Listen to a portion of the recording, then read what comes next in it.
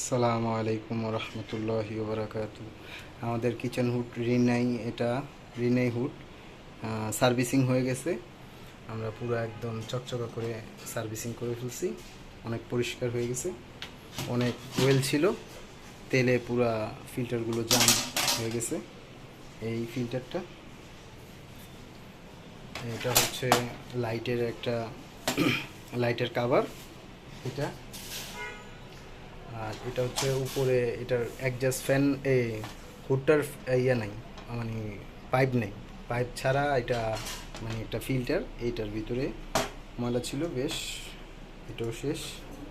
আর এটা হচ্ছে আমরা, এটা হচ্ছে এখানে অনেক প্রচুর ময়লা ছিল, এগুলো সব ক্লিন হয়ে গেছে। এটা সব চকচকা হয়ে গেছে। আমরা খুব যত্ন সহকার এই কাজগুলো করে থাকি। দীর্ঘ একটু সময় নিয়ে, দীর্ঘ টাইম নিয়ে আমরা এই কাজগুলো করে থাকি। ঠিক আছে, আমরা বডিটা এখন দেখাবো।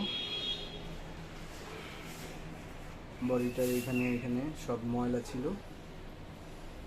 সব ময়লা ক্লিন হয়ে গেছে। প্রচুর পরিমাণ ময়লা ছিল।